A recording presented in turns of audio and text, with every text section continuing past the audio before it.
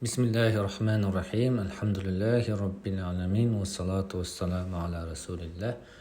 Ва аля алихи ва сахбихи ажмаин. Ва ба'д. Алдыңғы сабақтарда біздер әл-фасаханы өттік. Және фасахатыл калима, фасахатыл калам ва фасахатыл мутакаллимді өттік. Оның шарттарын бәрін білеміз. Кейінгі сабақта біздер әл-балаға, балағаны өттік. Тілдік және терминдік. Әл-балаға балағатул калам болады, және балағатул мутакаллим болады. Сол екі сабақ, үш сабақ алдындағы барлығын қайталаймыз, оқимыз, жаттаймыз, және келесі әл-балаға іліміндегі баптарға көшетін боламыз бүгін. Жалпы алдында айтылғандай, әл-балағату үш ілімнен тұрады. Ол ілмул маани, екінші ілмул баян, және ілмул әл-бадия. Ilm-ul-badiya үш ілімнен тұрады. Соның біріншісі ilm-ul-maani. Маани ілімін оқимыз. Ilm-ul-maani huwa ilmun yu'rafu bihi ahwalul lafz al-arabi allati yutabiqu biha muqtadal hal. Біз сөзбе-сөз аударамыз, кейін бір толық мағынасын келтіреміз, түсінікті болу үшін. Кейбір адамдарға бұл балаға біріншіден оқып тұрған себепті сөздің өзі түсінікті болып, мағына жалпы енді қандай мағына айтып тұрған түсініксіз болуы мүмкін. Сондықтан сондай бір ұзақ уақыт айтылу керек болады. Хуа илмун ю'рафу бихи. Илмул маани хуа илм, ол ілім. Ю'рафу бихи, онымен анықталады. Бихи ха илмға қайтады. Ахвалул лафзил араби. Яғни араб сөзінің жағдайымен анықталады. Не ол? Әлләти ютабиқу биха мұқтадал хал. Яғни мұқтадал халды алдында өттік қой біздер. Сол белгілі бір сәйкес жағдайға қолданылатын араб сөздері. Түсінесіз бе? Яғни сен белгілі бір жағдайдасың. Белгілі бір әл-хал бар, яғни қорқу, жылау, немесе мақтау, мадақ, немесе ақылды болу, және мұқтадасы бар оның. Яғни мұқтадасы көбірек анық айту, жаңағыдай қысқа сөйлеу, соның сәйкесінше сол жерге қалай сөйлеу керегін. Соған араб сөздерінің сәйкес келуі. Енді сен былай айтқанда дәл сөз тауып білуің керексің, сол жерге айтылатын. Түсінікті ғой? Яғни сен басында әл-хал жағдайды түсіндің. Әл-хал деген жағдай бір адамның көңіл-күй болмайды, немесе ашуланып тұр, немесе Аллаға мақтау мадақ айтылып жатқан кезде, немесе ғибадат болып жатқан кезде, ақылды адамға сөйлеу, ол хал, түсінікті. Әл-мұқтада ол сол жағдайға байланысты сөйлеу, жаңағыдай анықтап сөйлеу, ашып, көп сөйлеп айту, түсіндіріп айту, немесе қысқаша сөйлеу, соның мұқтадасына сәйкес келу. Енді әл-маани, соған сол мұқтадал хал екеуінің қосындысына дұрыс сөз қолдану, сөз табу бұл айтқан кезде. Яғни дәл сөзі табу, орнына қою. Түсінікті ме? Соны илмун әл-маани дейді. Хуа илмун ю'рафу бихи ахвалил лафзил араби аллати ютабиқу биха мұқтадал хал. Яғни араб тіліндегі сөздердің жағдайлары мұқтадал халға сәйкес болуы дейді. Соны анықталады, соны зерттейтін ғылым. Мына сөз осы мұқтадал халға сәйкес келе ма, сәйкес келмей ма? Сәйкес келсе, неге сәйкес келеді? Осындай деп қағидаларды айтады.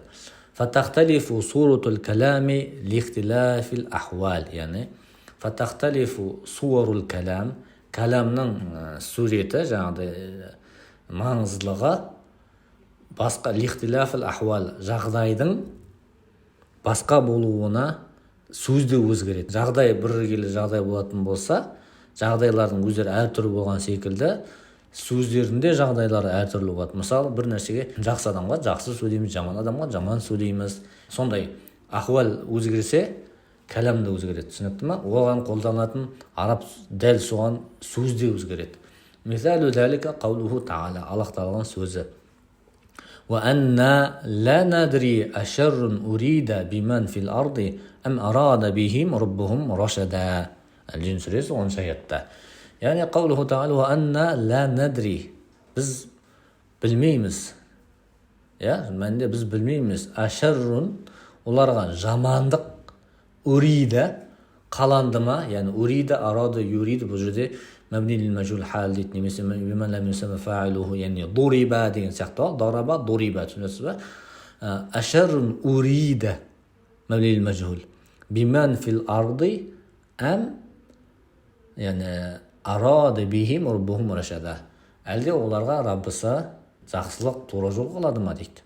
Әлде оларға жамандық қалады ма дейді. Яғни жағдайлар өзгеріп, әртүрлі сөздер қолданды. Фа инна мақабла әм, яғни әм арада, әм сөзінің алдында, әм арада бихим раббухум рашада. Әм сөзінің алдындағы сөз мин суурил калам тухалифу суратун ма бa'даха. Яғни урида биман фил арди сөйлемі келесі әмнен кейінгі сөйлемге қарама-қарсы, әм арада бихим раббухум рашада, яғни қарама-қарсы қолданып тұр. Мағынада етістігі де қарама-қарсы қолданып тұр. Екінші сөйлемде әм арада юриду, яғни кәдімгі сахих фи'лі рубаи арада лил ма'лум, фаилі бар, яғни арада раббухум.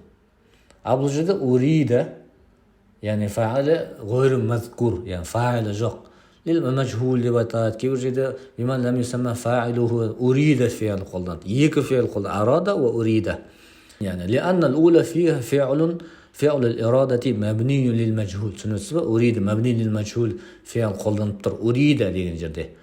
Ва ас-санiyatu фиха фи'л al-ирада мабнiyun лил ма'лум. Екіншіде арада деп қолданып тұр. Вал халу да'i лидалика нисбатул khayri илейхи субханаху ва та'ала фи ас-сания. Екінші сөйлемде әм арада раббухум, әм арада бихим раббухум рашада сөзде жағдай сондайға сәйкес келіп тұр, соны талақ қылып тұр жағдай. Яғни жақсылық бұл Алладан. Арада бихим раббухум рашада. Алла раббухум, яғни бұл жерде не? Иғраб жағынан келетін болсақ, лафзул жалала раббухум не болып тұр? Фа'ил болып тұр. Яғни жақсылық ол қалады оларға. Сөйтсіз ба? Ал екінші жағдайда وَمَنْعُ نِسْبَةِ الشَّرِّ إِلَيْهِ فِي الْأُولَى. Ал екінші жерде урида деп айтылды, арадаллаху бихим шар деп айтылмады, яғни жамандық қалады оларға деп. Ләкін урида фаилі айтылмай кетті, яғни фаил айтылмайды, және жамандық Аллаға жағдай тыйылып тұр. Сондықтан да وَأَنَّا لَنَدْرِي أَشَرٌ أُرِيدَ بِمَنْ فِي الْأَرْضِ әм арада раббухум рашада. Бір сөйлемде араб тілі, араб сөзі ішіндегі екі түрлі неде қолданды, екі түрлі қолданды деп айтсақ болады. Бір жерде арада деп белгілі, өйткені оны жақсылықты Аллаға қосу туралы, екіншінде уриде деп қосылды, өйткені жамандықты Аллаға қоспау туралы. Осындай айлмул маани жетті. Түсінікті ғой? Яғни ахвал ал-лафз ал-араби. Келесі түсінікті وَيَنْحَصِرُ الْكَلَامُ هُنَا عَلَى هَذَا الْعِلْمِ فِي 6 أبواب. Яғни осы ілмул маанидың өзінде 6 бап бар, сонымен шектелеміз. Яғни ілмул мааниде 6 баптары мәселені ғана оқимыз деп тұр. Енді астындағы шарқты оқимыз.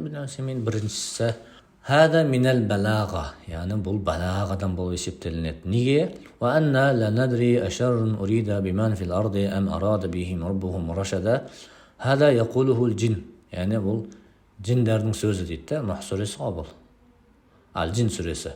Джин сүресінде жындардың айтқаны, وَلَمْ يَقُولُوا, бірақ олар айтпады أَشَرٌ أَرَادَ اللَّهُ بِمَنْ فِي الْأَرْضِ. Олар айтпады дейді, Алла тағала оларға жердегілерге жамандық қалады ма деп жамандықты айтқан жоқ дейді. Ма аннал ирадата ирадатуллахи тағала. Бәр негізінде ол Аллах қалауы, ол да Аллахтың қалауы дейді. Ләкин тахашиян или идафатил ирада. Яғни Аллаға жамандықты қосудан алыс болу себепті урида биман фил арды деп айтылды. Арадаллаху деп айтылмады дейді. Илаллахи азза ва джал урида биман фил ард. Фанабау аль-фи'л якулу аль-муаллиф. Яғни фабанау аль-фи'л.